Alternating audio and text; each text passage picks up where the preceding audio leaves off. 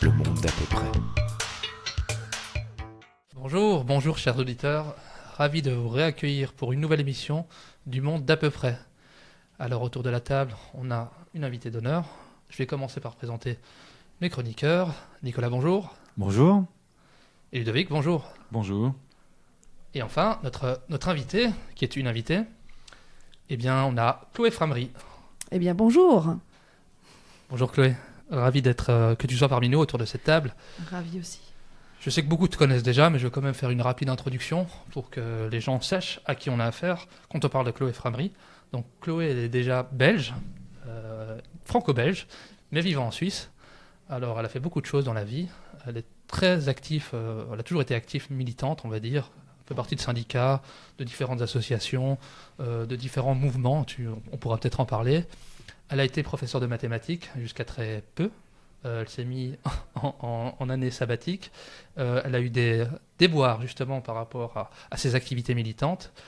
Une chose qu'on ne sait peut-être pas sur toi, c'est que tu as également été, tu as fait une école hôtelière et tu as été De Lausanne, s'il te plaît. de Lausanne. Attends, donc c'est l'école hôtelière de Parce Lausanne. qu'on nous a dit que c'était la meilleure école hôtelière du monde, alors je répète sagement Mais c'est pas faux. Hein. le mantra. Et donc Pardon, tu as travaillé au Club Med notamment. Je sais que tu as eu de hautes responsabilités dans l'hôtellerie, notamment à Djerba, si je dis pas de bêtises. Alors, c'est pas à Djerba que j'ai eu mes hautes responsabilités. À Djerba, j'étais géo mini-club. Et c'est là que j'ai rencontré mon futur ex-mari. Pour la petite histoire. Pardon, continue. Tu étais gentille organisatrice, non? J'étais gentille organisatrice avec les enfants. Et ça s'est très bien passé. Et j'ai interrompu ma première saison Club Med parce que j'ai rencontré quelqu'un. Et bon, je vais peut-être pas développer, ce sera peut-être pas le sujet principal de l'émission parce que Voilà. sinon on va faire de la psychologie. Ce sera très intéressant aussi. Mais Ça peut être un Ça peu. peut être pas un si c'était ça qui si, était en prévu fait, au départ. parce que finalement, on connaît ton travail, qui est d'ailleurs un travail de qualité, puisque je ne sais pas comment tu fais pour trouver tout le temps. Alors figure-toi que c'est une question pour moi aussi. Je ne sais pas comment je fais. En fait, la vraie je dors question, pas c'est beaucoup, justement disons. la question, c'est tu dors à quelle heure? C'est quoi tes horaires de? Alors mes horaires, c'est, je dirais, je me couche entre 2h et 8h du matin. Et ça dépend vraiment du nombre de sollicitations que j'ai eues, parce qu'en général, je garde pour la fin de la journée, ou plutôt pour la nuit, mon travail sur mon site, les recherches, et puis répondre aux gens, à certaines personnes, pas à tout le monde évidemment, je n'arrive jamais à répondre à toutes les personnes qui me sollicitent, et j'ai parfois des personnes qui ne comprennent pas pourquoi je leur réponds pas. Simplement, j'ai des milliers de personnes qui me sollicitent tout le temps, sans vouloir faire la star, et j'aimerais avoir le don d'ubiquité, mais je ne l'ai pas encore. Très bien. Donc ici, il faut savoir, dans le monde à peu près, chez Artemis, on est un peu taquin. Et Oui, moi, j'ai une remarqué. j'ai une petite question. Avec tout le travail que tu fais, est-ce que par hasard, tu n'aurais pas des connexions et des amitiés avec un certain Gérard Forêt qui te fournirait? Ah non, alors moi je ne prends aucune substance, et ça c'est vraiment ma grande fierté, parce que pour commencer par la cigarette, tous mes copains se sont mis à fumer à l'adolescence pour faire comme tout le monde, et moi j'ai pris un malin plaisir à faire comme personne. C'est-à-dire que je savais que c'était dur d'arrêter, je me suis dit plutôt que d'arrêter, je préfère ne jamais commencer, et de la même façon, je n'ai jamais touché à la moindre drogue, substance chimique. Et donc, c'est pas très drôle, en fait, à ce niveau-là. Donc non, Gérard Forêt n'a jamais été mon fournisseur de quoi que ce soit. Je l'ai rencontré lors d'une manif l'année dernière, je sais plus si c'était septembre ou octobre, une manif avec des conférences qu'on a données à Auch. Et je suis ravie qu'il parle de la pédocriminalité, qui est un sujet qui est resté tabou très longtemps et qui maintenant commence à prendre ses lettres de noblesse et à apparaître au grand jour. Et à ce propos, comment tu expliques que c'est resté, que ce soit encore si tabou que ça, la pédocriminalité? Parce que je pense que c'est vraiment le cœur du problème, et que forcément ça touche aux enfants, ça touche à l'inimaginable. Beaucoup de gens ne veulent pas concevoir que ça existe, parce que émotionnellement c'est insupportable. Je pense que c'est ça. Et puis comme c'est au cœur du système, on voit que aussi bien dans la magistrature que dans les gouvernements, que dans les patrons, chez les patrons des grandes entreprises, etc., qu'à l'Église, ce sujet est central. Je pense que l'enjeu est grand en dévoilant tous les pans de ce que ça comporte comme ramification, je dirais. C'est peut-être le dernier tabou même. Parce que c'est un peu le paradoxe par rapport à toute l'information qu'on peut avoir et que ça reste si protégé.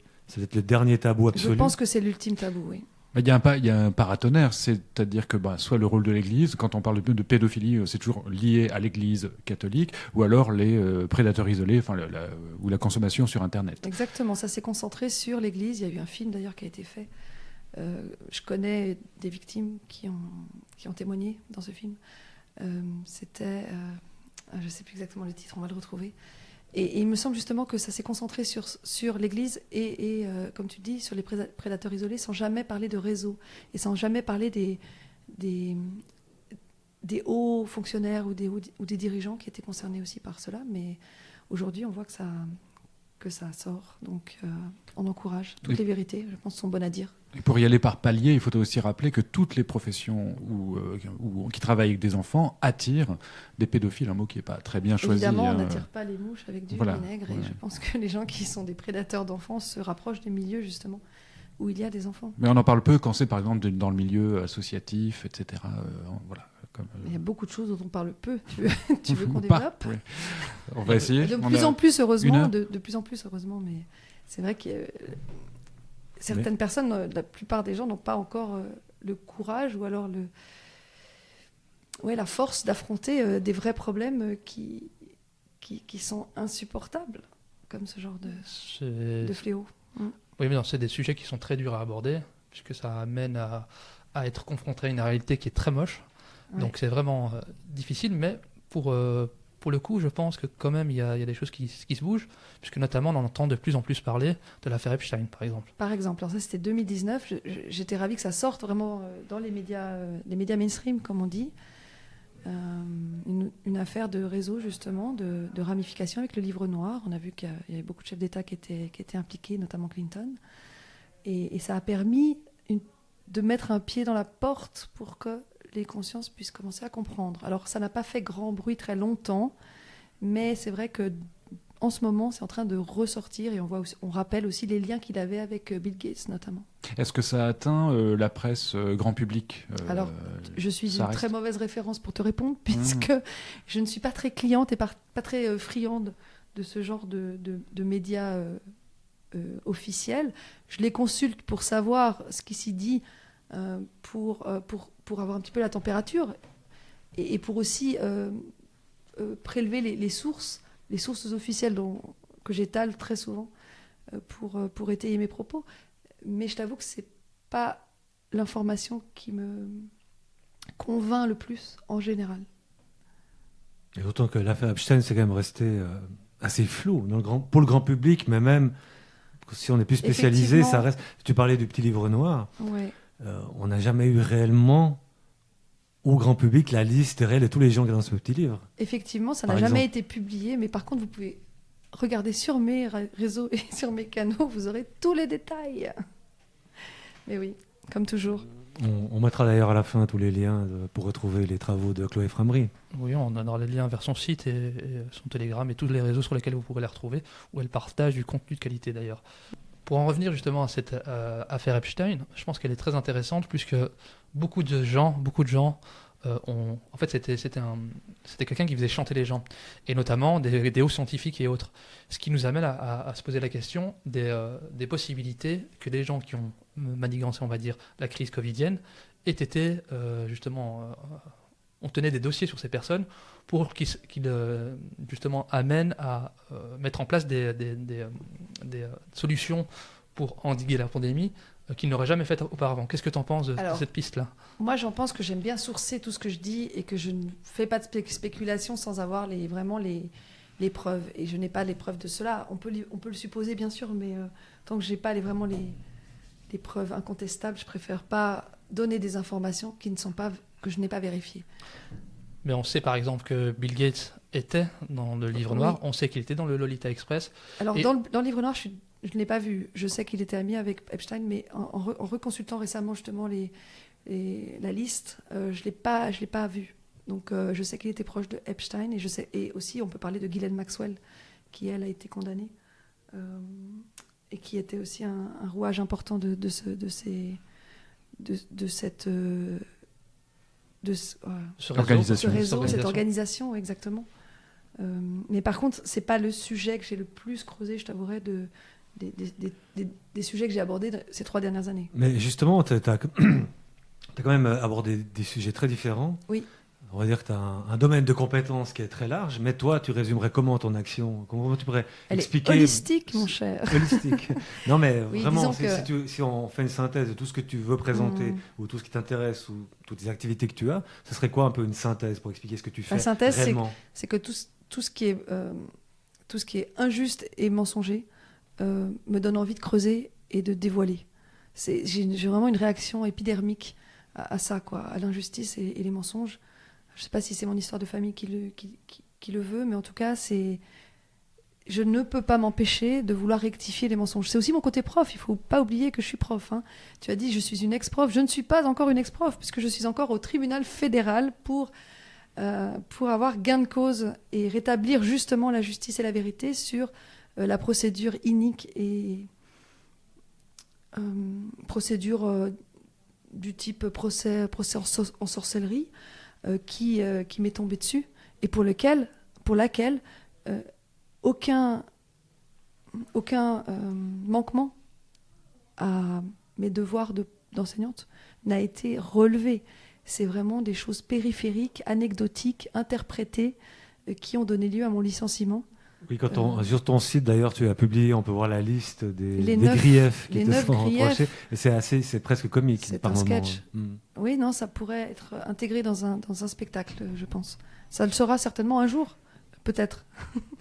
Mais jusque-là, je vais jusqu'au bout de la procédure judiciaire et je n'ai pas encore déclaré forfait. Je ne suis pas du genre à déclarer forfait en général, comme vous l'avez peut-être pu le comprendre. Donc j'ai un intérêt, je suis une curieuse invétérée, en fait, c'est ça mon moteur. Et aussi, je suis une hypersensible. Donc les deux mis ensemble, ça fait que je creuse. Je suis une archéologue de l'information, on pourrait dire. Ça m'a pensé à ce propos, quelque chose de plus personnel. L'année passée, tu as fait une vidéo là-dessus, sur ton hypersensibilité. Oui, sur les hauts potentiels. Ouais. Quelle était en fait l'idée de faire ça? Quels ont été les retours de t'afficher comme ça, de te dévoiler comme ça? Oui, je parle assez facilement de moi. Comme vous l'avez remarqué, je tutoie aussi très facilement, donc je suis vite dans l'intimité avec tout le monde et je me sens chez moi partout. Ça peut être un défaut ou une qualité, ça dépend de chez qui je suis en fait. Il y en a qui le prennent bien, il y en a qui le prennent très mal. Je me sens vite chez moi avec les gens et partout. Et ce côté haut potentiel, je l'ai découvert en 2016. C'est quelqu'un qui était un actionnaire de la Banque nationale suisse avec moi, que j'ai découvert à ce moment-là, Philippe Koenig, qui est mort depuis, qui a eu un cancer fulgurant, qui a probablement été empoisonné, qui m'avait dit toi, tu es à haut potentiel. Et je dis mais de quoi tu parles? De quoi tu parles? Il m'a dit mais viens à notre réunion, j'organise avec quelqu'un d'autre une réunion sur les hauts potentiels et pour découvrir un peu les talents qu'on a, pour se comprendre, pour mieux se connaître. Et j'y ai été un petit peu sans conviction, dirons-nous. Et effectivement, on était une vingtaine, 20-25, on s'est présentés tous un petit peu, on a dévoilé une partie de notre vie, on a expliqué nos déboires en général, et j'ai cru reconnaître toutes mes caractéristiques au travers de toutes ces personnes que je ne connaissais pas. Donc là, je me suis quand même posé des questions, et finalement, j'ai étudié un petit peu le sujet, j'ai lu des livres, je me suis dit, je suis potentiellement ce genre de personne-là, et ça m'a permis ensuite de comprendre pourquoi j'avais toute ma vie eu le sentiment d'être incomprise, d'être complètement à côté de la plaque, d'être différente, de voir les choses d'une façon totalement différente de tous les gens qui m'entouraient. Et pour la première fois, je me suis dit, tiens, c'est pas forcément moi qui suis inadéquate, parce qu'on me l'a souvent répété, mais peut-être je suis simplement juste différente. Et ça m'a rassurée, ça m'a réparée de savoir que cette différence, elle avait un nom. Et je me suis dit à partir de là que si les personnes comme moi qui ont eu des problèmes à se sentir compris, à être des hypersensibles, à être tellement attachés aux détails, à être tellement allergiques à l'injustice et aux mensonges, eh bien, ne comprenaient pas pourquoi ils étaient si différents, ça leur donnerait peut-être une clé de compréhension et ça pouvait les apaiser de savoir qu'il y avait cette différence-là. Et les retours ont été extrêmement positifs. Plein de personnes m'ont dit merci parce que grâce à ta vidéo, j'ai compris que peut-être j'étais comme ça et ça me permet de mieux m'accepter aussi. Alors, est-ce que ce profil au potentiel fait forcément basculer dans l'esprit critique? Est-ce qu'il y a des gens qui sont conformistes et qui seraient au potentiel? Alors, j'ai l'impression que oui, il y a encore des personnes qui sont conformistes, qui ne se confrontent pas à la réalité pleine et entière, qui sont parmi les hauts potentiels. J'en ai rencontré. Mais je remarque aussi que dans nos rangs, entre guillemets, les gens qui n'ont pas cédé à la propagande sont très majoritairement des personnes HP. Ouais. Ok. Je vois, Chloé, que tu es venue avec plein de dossiers. Apparemment, Pour changer. Je crois que c'est ta qualité de prof. Hein. Donc, elle est venue avec tous ces dossiers. J'en ai pas beaucoup encore. Mais... Et j'en vois un là sur la table qui parle de l'OMS avant Sépion. Ça, c'est, je pense, une conférence que tu as déjà faite. Qu'est-ce que tu peux nous dire sur justement ce traité pandémie de l'OMS, où on en est et vers où on va? Alors effectivement, c'est la dernière conférence que j'ai donnée. C'était au 4e sommet citoyen européen à Bruxelles, ici là où nous nous trouvons aujourd'hui. L'OMS avance ses pions, effectivement, avec 2 outils. Le traité pandémie, enfin ce qu'on appelle vulgairement le traité pandémie, qui n'a pas encore de nom officiel, et le règlement sanitaire international, qui a déjà subi plusieurs révisions depuis 1951. Et donc ces 2 textes, qui sont censés être adoptés en mai 2024, donc dans un an, s'ils étaient adoptés, mettraient un coup fatal aux droits fondamentaux, aux libertés fondamentales, bien qu'on ait déjà eu un aperçu de ce que ça donne quand on n'y a plus accès, dans le sens où l'OMS aurait le pouvoir exclusif de décider des futures mesures sanitaires, politiques, sociales, appliquées aux 194 pays membres de l'OMS en cas de... Et on appelle ça FAKE en anglais. Donc c'est Public Health Emergency of International Concern. Donc c'est une urgence de santé publique de portée internationale, sachant que tout ou presque peut être considéré comme une urgence de santé publique de portée internationale. Donc c'est l'OMS qui la déclare officiellement. C'est même Tedros Adhanom Ghebreyesus, voilà, le président. De là, elle a les pleins pouvoirs. Exactement. Si on résume, c'est ça. De facto, est-ce que ce serait très différent de ce qu'on a vécu à partir de 2020? Alors, ce serait différent dans le sens où les pays réfractaires, tels le Burundi, comme on l'a vu, tels la Tanzanie ou c'était Madagascar, qui ont voulu s'émanciper, certes, ils l'ont payé de leur vie, mais pouvaient encore avoir une certaine latitude officielle à partir du moment où ce traité international et le règlement sanitaire qui l'accompagne, qui permet la mise en œuvre, sont actés, ça devient illégal internationalement d'y déroger. Il est bien spécifié que toutes les parties, donc tous les États membres, doivent impérativement suivre les recommandations qui ne seraient plus des recommandations facultatives, mais elles deviennent des recommandations contraignantes. Il est bien expliqué. On a bien ce terme qui est barré. L'aspect non contraignant des recommandations autrefois de l'OMS a été biffé dans le projet du règlement sanitaire international révisé. Alors ça donne quelque part une sorte de légitimité au chef de gouvernement d'adopter telle ou telle mesure parce que l'argument c'est l'OMS l'a dit, le traité nous oblige à obéir, donc juridiquement on est protégé. Alors, sachant ils ont déjà fait preuve de ces pleins pouvoirs, de cet autoritarisme qu'on a connu depuis 3 ans, c'est une sorte de justification qui leur permettrait d'aller même encore plus loin. Alors, quelles seraient les sanctions contre les pays qui dérogeraient à ces mesures, sachant que les pays les financent quand même partiellement, tous les pays financent quand même partiellement l'OMS. On est dans une espèce de cercle vicieux absurde. Alors jusque-là, c'est vrai qu'on peut se dire qu'il n'y a pas de police internationale, bien que Jacques Attali l'appelle de ses voeux, rappelons-nous. Alors j'espère que ça en restera là et que les sanctions resteront théoriques, mais comme je vois se dérouler les choses, j'ai l'impression qu'une police internationale sera mise en œuvre, mise en place. Attention que Attali prévoit beaucoup de choses et il se plante aussi souvent. Donc, le mage Attali n'est pas un prophète absolu, heureusement. Mais finalement, il a des failles. Au niveau du citoyen lambda, on va dire, à part informer, qu'est-ce qu'il peut faire en fait? À part informer, tu veux dire? À part informer sur ce traité de notre côté. De notre côté, qu'est-ce qui peut être fait? Donc on informe. Interpeller, là j'ai la liste des 194 délégations. Donc il y a plusieurs Par exemple, pour la France, il y a 36 personnes qui se sont déléguées à l'OMS. Pour la Suisse, il y en a 14. Pour la Belgique, je n'ai pas encore vérifié. Mais interpeller ces gens-là, qu'on n'a jamais élus d'ailleurs, j'en profite pour le dire, pour leur dire de ne pas signer ces 2 textes qui signent notre mise en cage officielle, et de leur envoyer par exemple mon PowerPoint, s'ils n'ont pas connaissance des tenants et aboutissants de ce qu'ils s'apprêtent à adopter. Et sincèrement, je vais être un peu taquin, mais est-ce que tu penses sincèrement qu'en envoyant ce dossier, ils vont changer leur fusil d'épaule?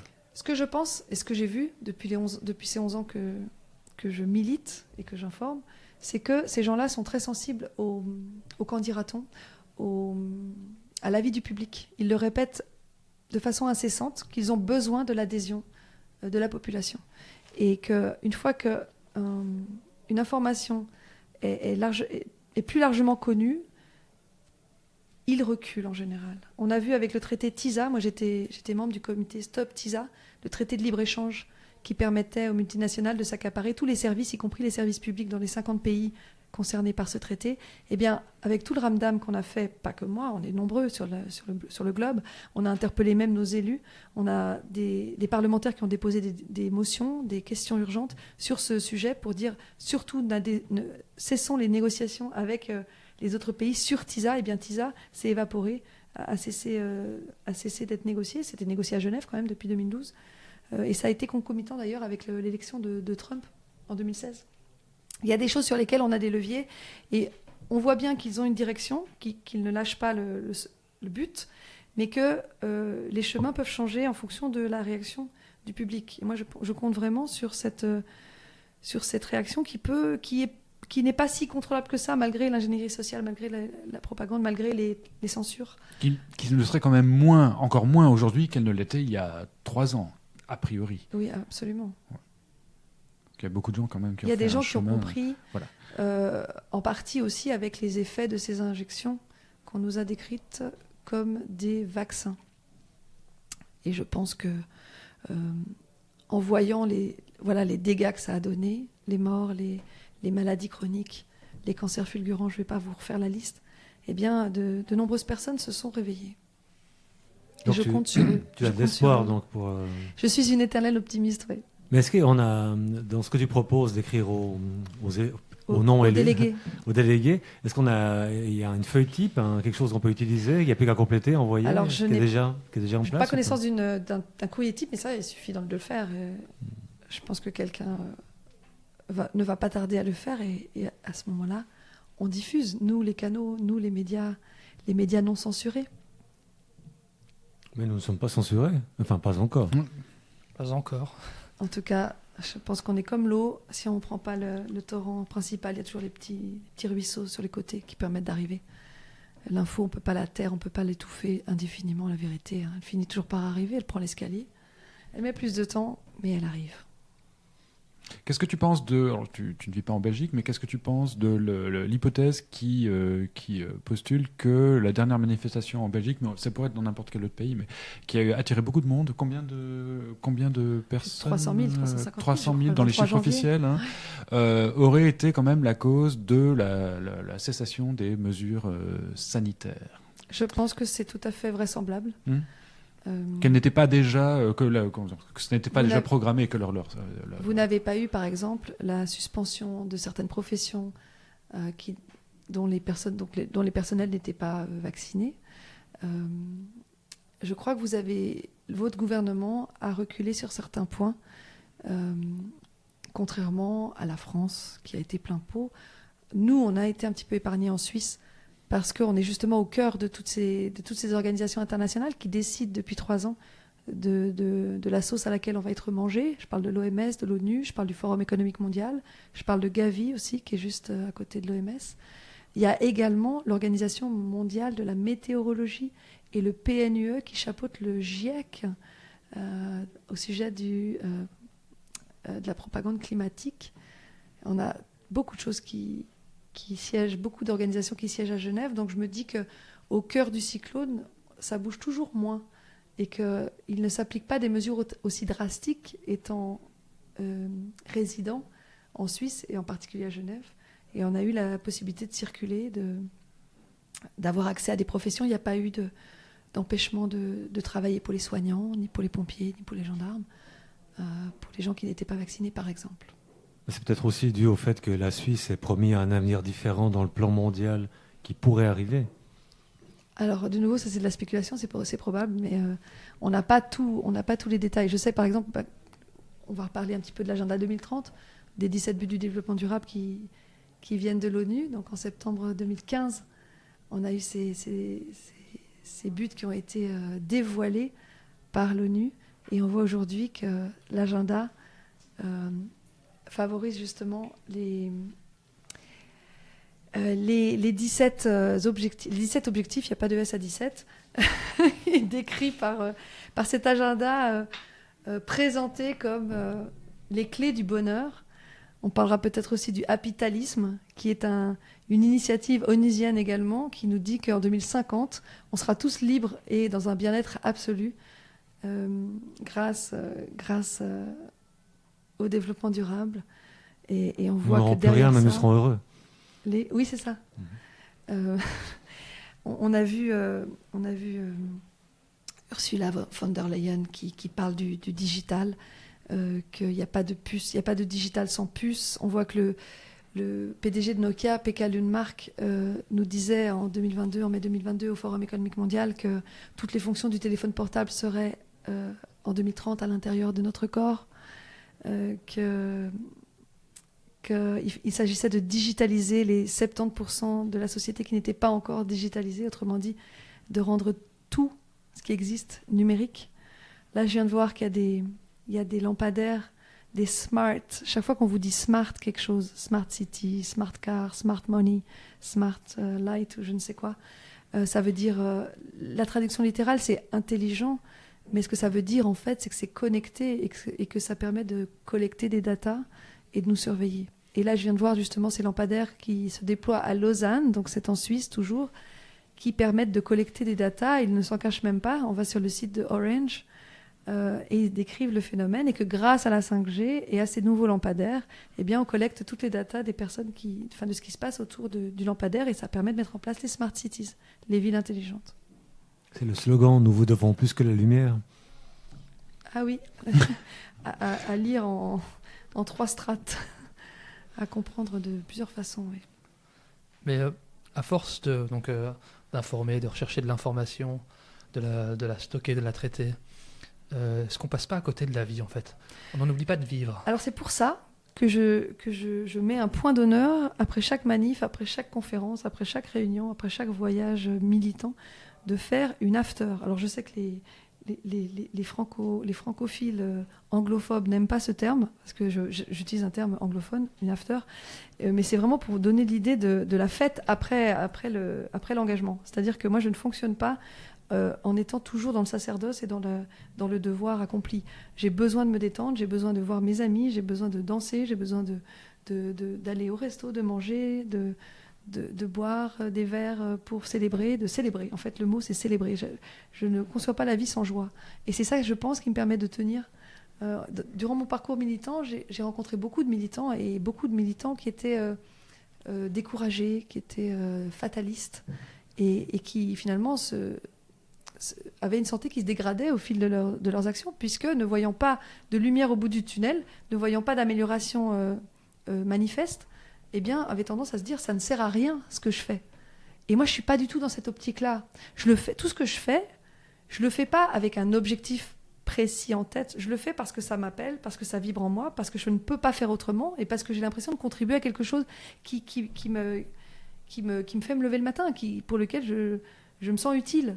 Et ça me nourrit, en fait. J'ai pas besoin et puis, j'ai pas besoin d'un objectif palpable tout de suite. Je sais que ça prend du temps, ces choses-là. Et par contre, j'ai besoin de me ressourcer régulièrement en faisant des fêtes. Et du coup, grâce à ça, j'ai l'impression de ne pas passer à côté de l'essentiel. Et voilà, ça me permet de tenir, en plus, de tenir longtemps et de pas dormir tant que ça, en gardant le moral.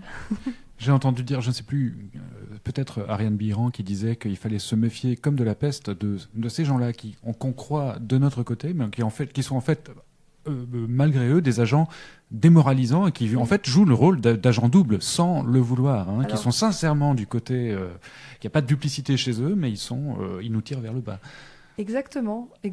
Et j'essaye en tout cas de m'éloigner le plus possible des personnes qui vibrent bas, entre guillemets, qui ont des propos qui découragent, qui sont malheureux, même s'ils sont pétris de bonnes intentions, comme tu le dis, pour garder vraiment l'énergie au plus haut. Et c'est de la même façon... Il y a des personnes qui nous pompent vraiment, qui nous absorbent notre énergie. Moi, je suis très sensible à ça. Et des personnes qui nous en apportent. Et vraiment, je pense qu'une des thérapies, une des solutions, une des clés pour durer, c'est de s'entourer de personnes qui nous pompent pas, qui nous vampirisent pas, ni de l'énergie, ni des actions qu'on fait. Vous connaissez certainement des personnes qui vous disent oui, c'est bien ce que tu fais, mais franchement, tu aurais dû faire comme ci, comme ça, et puis parler de ça, puis pas de ça, et puis ils savent toujours mieux à notre place. Du coup, ça va jamais, c'est des éternels insatisfaits, et c'est vrai qu'on peut toujours faire mieux et qu'on peut toujours faire différemment, mais le fasse. Fais-le toi, c'est ça. Chacun fait sa part. Moi, je fais ma part de colibri comme je l'entends, et ce que je trouve important aussi, c'est de ne pas dire à autrui ce qu'il faut faire. C'est-à-dire que je fais, tu fais, chacun fait en conscience, mais que on dénonce justement ce système pyramidal où il y a des prétendus philanthropes veulent prétendument notre bien et nous imposent des choses parce qu'ils l'ont décidé, parce qu'ils l'ont pensé, parce qu'ils l'ont imaginé, sans nous consulter.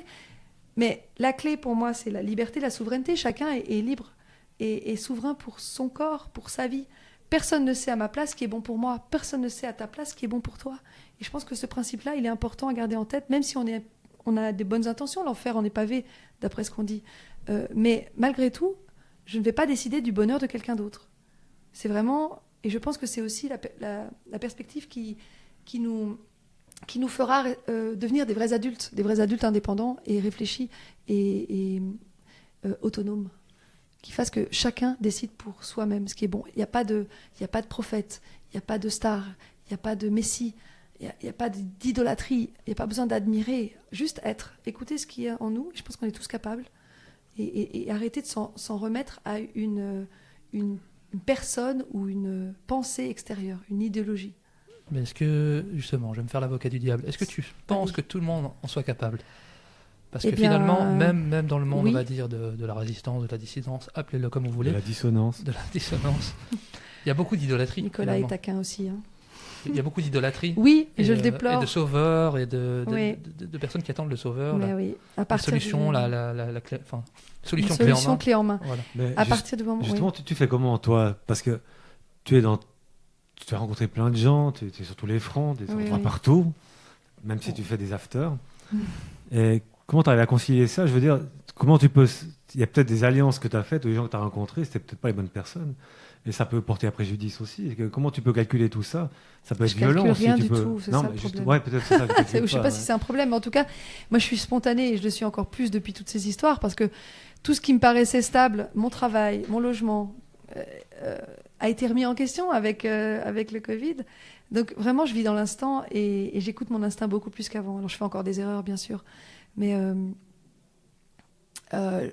s'en remettre à quelqu'un d'autre, encore une fois, idolâtrer, idéaliser, pour moi, c'est un piège. Je pense que tout le monde en est capable.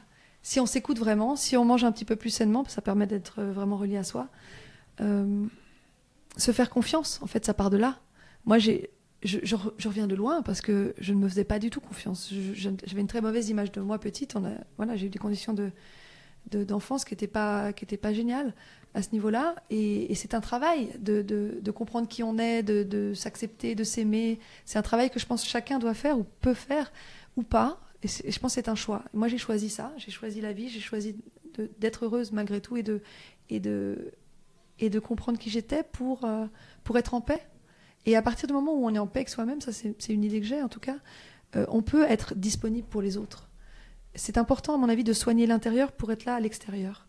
Ceux qui disent que c'est égoïste de penser à soi, de donner son avis, de dire je veux ça, je pense passe à côté de l'essentiel de ce qui est l'équilibre qui nous est nécessaire pour pouvoir tenir et pour pouvoir donner. Parce que si on est toujours en souci de savoir qui on est, comment on est, est-ce que c'est de ne pas être à l'aise avec soi-même, comment on peut être là pour les autres ? Voilà, donc c'est ce que ça m'inspire et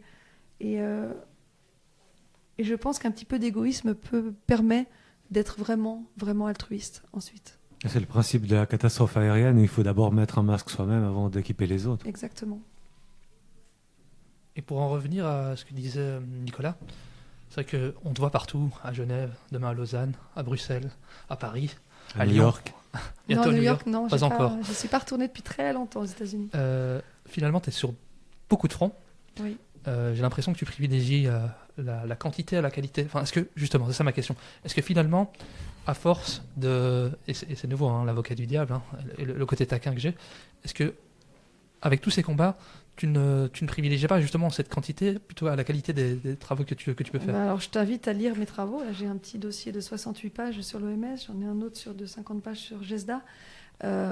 J'espère ne pas sacrifier la qualité. Et justement, je m'y attelle à sourcer tout ce que je dis, à écrire tout dans des présentations qui sont disponibles sur mon site que je donne gratuitement à toutes les personnes qui veulent s'en servir. Non, au contraire, je pense que les deux sont compatibles. En tout cas, en ce qui me concerne, j'y attache beaucoup d'importance parce que je vois beaucoup d'informations qui passent sur les réseaux, qui ne sont pas sourcées, qui sont des captures d'écran, qui sont des phrases sorties de leur contexte, qui sont des coupures, des extraits de vidéos dont on a enlevé un mot qui fait que ça change tout le sens du message. Pour moi, c'est important. Je suis quand même prof de maths à la base, je suis une mathématicienne. La preuve et la logique, le rationnel a une place prépondérante. Et alors, certes, je ne sais pas si je suis partout, mais en tout cas, je suis souvent à des endroits dans la francophonie. Je me déplace beaucoup, je n'arrête pratiquement pas de me déplacer. Et ça me motive. Et je ne sais pas si pour vous c'est pareil, mais j'ai l'impression que plus j'en fais, plus je peux en faire. Parce que tout ça est un moteur qui s'auto-alimente et qui me permet d'être encore plus efficace, plus rapide, plus extensive et plus passionnée par ce que je fais. J'ai l'impression que c'est quand je m'arrête que je deviens inutile ou que je perds en qualité. Et comme je suis stimulée en permanence, j'ai mon cerveau qui carbure tout le temps. Et du coup, j'ai l'impression que ça m'aide à aller vite, à vite comprendre l'essence d'une phrase ou d'un texte. Bien que, et là je m'en excuse auprès de toutes les personnes qui m'ont envoyé leurs livres, et ça me permet d'en parler, merci beaucoup Lamine. Les livres qu'on m'a envoyés, j'en ai une quarantaine qui m'a été envoyée depuis 3 ans, je n'ai pas du tout eu le temps de les lire parce que je n'ai pas le temps de faire mon travail de recherche, de présentation, d'interview, de déplacement, de répondre à tout le monde, de publication sur mes 10 canaux et en plus de lire des livres. Je rêverais de le faire. Je rêverais aussi de compléter mes albums photos que j'ai laissé tomber depuis 2019. Je comptais le faire pendant le confinement. Ça n'a pas été possible. D'autres choses m'ont appelé et je le regrette. Et j'ai dû prioriser certaines choses. Mais oui, donc je n'arrive pas à tout faire. Mais ce que je fais, j'espère le faire bien en tout cas. Donc tu n'as jamais consommé de drogue, mais on sait quelle est ta drogue. Jamais. Ouais, je marche à l'adrénaline et à la curiosité. Je tiens à signaler aux auditeurs que je me faisais l'avocat du diable. Les travaux de Chloé sont généralement bien sourcés et bien travaillés. Et c'est ce qui m'impressionne d'ailleurs, c'est la rapidité à laquelle tu es capable de monter un dossier et la qualité de dossier. Ouais. Ouais, Effectivement, la l'OMS, je l'ai fait en 3 jours. Les standards sexuels, je les ai faits en 2 jours. Et j'ai l'impression que je ne fonctionne que dans l'urgence. C'est-à-dire que je suis très efficace quand il y a du stress. Et de la même façon, pour rendre mes rédactions quand j'étais ado, je les faisais le matin pour les rendre 1 heure plus tard. On a retrouvé ça quand tu faisais l'info en question, Oh là là. où ça faisait rire tout le monde, où tu avais préparé ton dossier juste les quelques heures avant, et t'arrivais, le truc était très bien, mais on sentait que tu avais fait le truc aux dernières minutes. En fait, je le commence à minuit la veille, et puis je le fais toute la journée, et puis je finis 5 minutes avant l'émission, voire pendant l'émission. La dernière présentation, je l'ai finie pendant l'émission, sur France Travail. Mais j'arrive pas à travailler avec une longue échéance. J'ai besoin d'être dans ce stress. Alors bon, c'est pas toujours très confortable, mais ça me permet d'être rapide. Et justement, la fin de l'info en question, ça avait été un peu douloureux pour toi, difficile Non, parce que justement, ces dossiers que je mets en place, que je travaille d'une semaine à l'autre, c'est quand même un travail considérable chaque semaine. Ça me demandait énormément de temps et d'énergie, et j'avais besoin d'une pause. Depuis 1 an et demi, 2 ans, enfin, j'avais fait un arrêt de 6 mois. Et puis, pendant presque 1 an et demi, j'avais travaillé toutes les semaines pour mes dossiers. Quand certaines personnes du groupe ont émis l'idée de peut-être arrêter ou faire une pause, j'ai été d'accord et il m'a semblé que c'était le bon moment. Ensuite, ça m'a manqué parce que de passer de chaque semaine, tous les jeudis, à rien, le choc a été le choc postpartum a été un petit peu difficile. Et j'ai assez rapidement proposé à l'équipe de reprendre une version, une émission une fois par mois. Et Salim m'a suivi sur ce projet. Et ensuite, on a demandé à Amélie Paul et à Thierry Casasnovas qui ont tout de suite dit oui. Donc, merci à eux. Et puis maintenant c'est moi qui chapeaute un petit peu tout. Je m'occupe de la régie, on va dire. Et grâce à tout ce que j'ai fait aussi au niveau télévisuel, j'ai appris à gérer un compte StreamYard pour justement diffuser les émissions, mettre des vidéos, le fond d'écran, enfin toutes les petites choses qu'on fait en coulisses qui ne se voient pas forcément à l'antenne, mais qui demandent du temps. Et même faire un montage vidéo, c'est quelque chose que je n'avais jamais fait de ma vie. Donc je me suis formée sur le tas sur pas mal de choses. Et parfois, la nécessité fait qu'on s'améliore et c'est chouette. Et juste une question comme ça, c'est une proposition, mais pourquoi pas devenir une espèce de rédactrice en chef d'un média? Ça t'a jamais attiré, ce genre d'exercice? Le problème, c'est que tout m'attire. Et que je n'ai pas de secrétaire, pas d'assistant. Tu pourrais peut-être qu'ils cherchent quelqu'un chez Eddie News. Ah mais voilà, je vais postuler. Écoute, j'ai postulé chez Gavi, j'ai postulé à l'ONU, à l'OMS, au Forum économique mondial. Pourquoi pas chez notre ennemi juré, l'ennemi de la vérité. Eddie News est un média en ligne suisse. C'est un média en ligne qui a été monté en mai 2019, juste avant qu'éclate tout ça, qui s'est concentré sur l'infiltration des personnes engagées comme moi, dont ils ont fait un reportage en 8 épisodes, plus un livre, distribué gratuitement dans les banques, il faut savoir quand même, en inventant des scénarios qui sont très intéressants, très romanesques, mais qui ne correspondent malheureusement pas tellement à la réalité.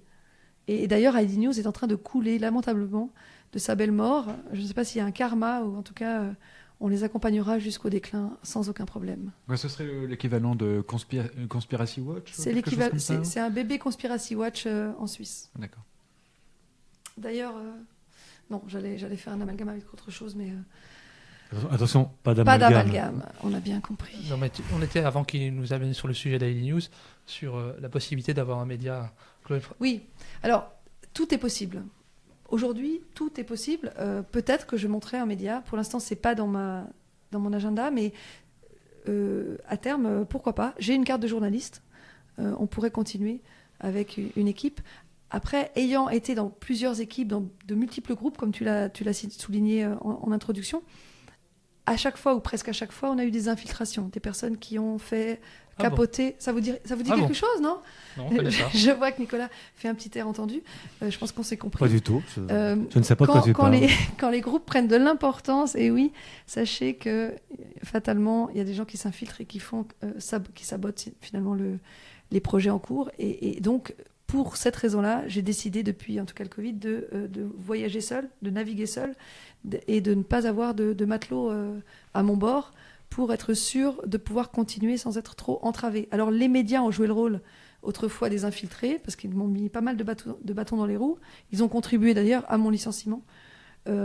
Mais je suis contente de constater que cela ne m'a pas empêché de continuer et n'a pas réussi à me miner le moral de telle sorte que je suis toujours aussi contente de faire ce que je fais, peu importe les vents contraires. Je vais troller un peu, mais allez. Il y a des possibilités de faire fonctionner une organisation avec des degrés, par exemple. Il y a un certain niveau de degré, on a une certaine révélation. Tu parles d'organisation pyramidale ici, je pense. Tout à fait, oui. C'est pas tout à fait ma conception. Les gens qui sont dans le bâtiment, non? Tout à fait. C'est ça. Mais qui sont très honnêtes dans le bâtiment. Qui construisent. Voilà, je veux pas du tout faire ça, justement. On va essayer de s'en préserver un maximum. Mais justement, pour en revenir à ce que je disais tout à l'heure, est-ce que tu fais abstraction de ça? S'il y a des gens autour de toi qui peuvent faire partie de certaines choses, justement, ou qui ont des affiliations avec des groupes, etc., est-ce que, dans quelle mesure tu acceptes de travailler avec eux, de te montrer avec eux, si tu le sais ou si tu ne le sais pas, je ne sais pas. Comment ça se passe pour toi? Est-ce qu'il y a une éthique ou bien est-ce que tu penses que la cause passe par-dessus tout ça? Parce qu'il y a des gens que nous savons en certaines affiliations qui peuvent peut-être dont pas j'ai nous plaire, appris d'ailleurs, mais qui ont un discours très intéressant, qui galvanise les foules et qui est intéressant. C'est très intéressant ce que racontent ces personnes-là. Et pour toi, est-ce que c'est comment tu fais avec ça? Est-ce que c'est un cas de conscience ou est-ce que tu préfères penser que la cause passe au-dessus de tout ça? C'est une vraie question à laquelle j'ai pas de réponse définitive. J'ai l'impression que naturellement, les personnes qui ne sont pas totalement claires et pas totalement nettes et qui ont des affiliations à des groupes qui ont des objectifs qui ne sont pas les miens, disons, s'éloignent de moi un petit peu naturellement. J'ai l'impression d'agir parfois comme un miroir, et les personnes qui ne sont pas 100% vraies s'éloignent naturellement. Et effectivement, dans la résistance, on en a rencontré, en quels je n'ai plus forcément confiance et avec qui je ne vais pas forcément travailler, et dont je me méfie. Par contre, je ne mets pas d'étiquette et je ne sélectionne pas les personnes avec lesquelles je m'affiche en fonction de leur quota de popularité et de fréquentabilité médiatique, par exemple, ce qui m'a valu des déboires. Mais je le revendique et je continuerai parce que je ne veux pas jouer le jeu justement de ces médias qui rendent les gens infréquentables par leurs simples propos, par leurs simples allégations, la plupart du temps mensongères. Je ne veux pas perpétuer ce système d'anathème, de classement, de cases et d'étiquettes qui permettent simplement de ne pas entrer en conversation avec quelqu'un. Je pense qu'on peut et on doit même parler à tout le monde pour savoir ce qui est au fond du cœur de chacun et pour connaître les points de vue différents. Parce que si on tourne tel le poisson rouge dans son bocal avec des personnes qui pensent comme nous à longueur de journée, on n'apprend rien et on ne comprend pas, on n'a pas forcément la vision holistique de tout ce qu'on dénonce. Moi, j'aime bien voir la vie de l'adversaire. J'aime bien, c'est un gros mot, mais ça m'intéresse d'écouter Attali parler de sa gouvernance mondiale pour comprendre un petit peu ce qui l'anime, quels sont ses arguments, et pour pouvoir le démonter, entre autres, les 10 arguments.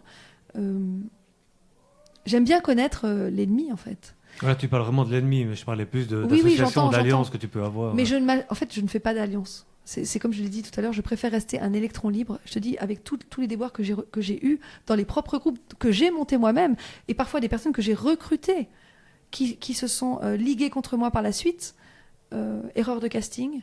Donc j'ai décidé maintenant d'avancer seule et de m'allier avec des personnes qui veulent bien m'apporter ponctuellement de l'aide sur des choses ciblées, mais pas de ne pas me reposer sur quelqu'un. Donc je n'ai pas ce problème-là finalement, puisque je ne m'allie pas avec ces personnes-là. Voilà. Donc j'ai envie de te poser comme question, est-ce que finalement la solution, est-ce qu'elle est collective ou elle est individuelle ? La solution, elle est propre à chacun, à mon avis. Il n'y a pas une solution, il n'y a pas une solution unique, il n'y a rien qui sera, à mon avis, qui sera clé en main. Je pense qu'elle est à la fois individuelle et collective, ponctuellement ou plus durablement, en fonction des événements, mais surtout s'entourer avec des personnes, en tout cas pour moi, c'est ce que j'applique, avec lesquelles on a 100% confiance. Je pense que le travail individuel, il ne faut pas le négliger. Toutes les petites actions qu'on peut faire au quotidien, comme la désobéissance civile de base, comme ne pas porter son masque en public ou à l'époque où c'était obligatoire, comme manger sainement, comme être bienveillant, c'est des choses qu'on applique et qui inspirent. Je pense que l'exemplarité... je vais citer en fait un ami qui est également mort, qui était un lanceur d'alerte, qui dénonçait la pédocriminalité il y a 6 ans et qui est mort d'un arrêt cardiaque à 44 ans. Il disait l'exemplarité n'est pas une façon de convaincre, c'est la seule. Et je pense que dire il faut que, tu dois, ça ne marche pas. Soyons vraiment le changement qu'on veut voir en ce monde. Même si c'est Gandhi qui l'a dit, c'est vraiment une maxime que je m'applique, j'essaye de m'appliquer au maximum, et ne demandons pas aux autres de faire ce que nous, on peut faire. Chacun a des talents différents, on est tous complémentaires, il n'y a pas une façon de faire. Faisons en fonction de ce qui nous parle personnellement et ce qui nous motive.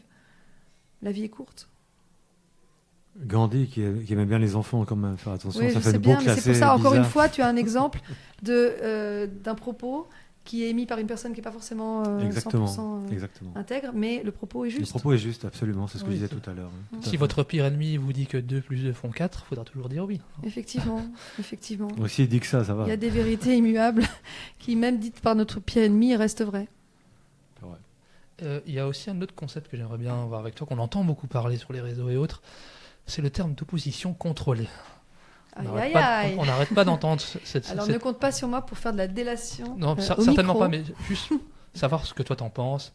Est-ce que c'est vraiment quelque chose, un outil, on va dire, de nos ennemis, on va les appeler comme ça, qui pourraient utiliser. Comment est-ce que tu vois cette appellation ? Parce que finalement, aujourd'hui, tout le monde est l'opposition contrôlée de quelqu'un. Autant que chacun a son camp, tout le monde a son opposition contrôlée, quoi. Alors je pense que l'ennemi en question n'est pas né de la dernière pluie et a bien l'intention de boucher les trous. C'est-à-dire que là où il y a une place pour l'opposition, l'idéal, si tu veux contrôler le monde, c'est de mettre tes pions à ces places-là. Tout ce qui est mouvement sorosien, manifestation organisée, a été financé par des gens qui sont du côté du mondialisme. Et je pense qu'ils ont tout intérêt à ne laisser aucun trou dans ce qu'ils appellent l'opposition. De la même façon, à l'Assemblée nationale, au sein des partis, durant les élections présidentielles, les gens qui prétendent à ces postes sont forcément contrôlés pour que le système perdure. Parmi les gens de la résistance, je pense aussi qu'il y a des personnes qui sont mandatées, peut-être consciemment, peut-être inconsciemment, pour emmener le troupeau dans des directions qui ne sont pas forcément celles de la libération, celles de la liberté. Je pense qu'il faut rester vigilant. Je pense qu'il y a des personnes qui sont consciemment contrôlées, d'autres inconsciemment, et que notre cœur, c'est notre meilleur gouvernail, de notre intuition, notre cœur, ressentir ce qui se passe, noter les incohérences, noter les dissonances, et ça nous permettra de ne pas nous égarer. Et encore une fois, ne pas s'en remettre à quelqu'un, c'est de nouveau la même chose. Si quelqu'un nous déçoit, on change. On n'est pas attaché ni à aucune idéologie, ni à aucune personne. Restons maîtres de notre propre navire. Et je ne sais pas, en fait, qui, parmi ceux qui nous entourent, ceux qui sont visibles, les têtes de gondole, sont ce qu'on peut appeler de l'opposition contrôlée, même si j'ai certaines idées, mais je ne prétends pas donner les clés et donner les solutions et donner les réponses à ce genre de choses, parce que je ne sais pas, mais j'ai certaines intuitions, disons. Voilà, donc je pense que tant qu'on reste libre et souverain, à penser par soi-même, à ne s'en remettre à personne, à ne jamais suivre, à ne jamais idolâtrer, on reste libre et on reste en sécurité, je dirais, de ce genre de manigance. Ouais, de déroute qui peuvent nous éloigner de l'éveil ou qui peuvent nous éloigner de la lutte efficace contre les restrictions de liberté, contre le totalitarisme. Je n'ai pas tant peur que ça, en fait, de l'opposition contrôlée. Il y a des médias qu'on a vus comme Mediapart qui s'occupent de certaines affaires de corruption, mais qui ne dévoilent pas, qui n'ont rien dit sur les mensonges Covid, par exemple. On a vu beaucoup de médias comme ça qui sélectionnent leur combat. Qui se prétendaient opposants, qui finalement ne le sont pas. On a vu dans l'hémicycle, on a vu les députés en France, par exemple, qui ont voté en masse pour le pass, qu'il soit vaccinal ou sanitaire. On n'a vu aucun artiste, on n'a vu aucun politique s'engager publiquement ou presque contre ces mesures liberticides qu'on a connues pendant 2 ans. Pour moi, toutes ces personnes peuvent être affiliées à de l'opposition contrôlée. À nous de rester vigilants, je dirais. Et dans les figures de proue de l'opposition, à ton avis, qui serait de l'opposition incontrôlée, justement ? Alors moi, je vote pour. Déjà, ça, j'en suis 100% sûre. Après, je ne m'avancerai pas. Si, Francis Lalanne, pour moi, n'est pas contrôlé. Il est incontrôlable, surtout, non ? C'est ça. En fait, c'est les personnes incontrôlables qu'il faut viser. Moi, je sais que je me rappelle quand j'avais contribué à organiser les manifestations de la fonction publique en 2015, on m'avait dit « Toi, t'es pas assez contrôlable ». Je dis « Heureusement, j'espère bien ». C'est plutôt une qualité. Hein. Pour moi, c'est une qualité, mais tu sais, les qualités pour les uns peuvent être des défauts pour les autres. Là, à chaud comme ça, Priscilla, avec qui j'ai passé le week-end, ce week-end avec la manif de Genève contre les traités pandémie, dans les personnes connues, donnez-moi des noms. Non, peut-être pas. Non, ça risque d'être on va pas jouer à ce petit. Mais disons, voyez avec qui je suis. Contrairement à d'autres médias, nous ne faisons pas de liste ici. Oui, c'est ça. Pas de liste. Mais oui, tout à fait, c'est une bonne approche. Il y en a plein. Amélie Paul, Thierry Casasnovas, Salim Laibi, avec qui je suis dans Libérer l'Info. Je suis 100% sur d'eux. Après, tout est possible, hein, mais disons que je m'entoure au maximum de personnes en qui j'ai confiance. Après, vous regarderez avec qui, Et alors, avec qui je suis entourée. Et voilà. Parmi ceux qui seraient plus connus et qui passeraient quand même chez Hanouna ou des gens comme ça, est-ce qu'il y a des gens qui, sur qui on peut vraiment compter? Moi, j'ai énormément confiance en Myriam Palomba, en Marc Doyer, par exemple. Après, je ne suis pas une adepte de TPMP, donc je ne connais pas assez l'émission pour te faire la liste exhaustive de toutes les personnes. Parce que pour le coup, ça, c'est une émission de contrôle de position. Encore que elle touche quand même un public populaire, donc c'est toujours à double tranchant.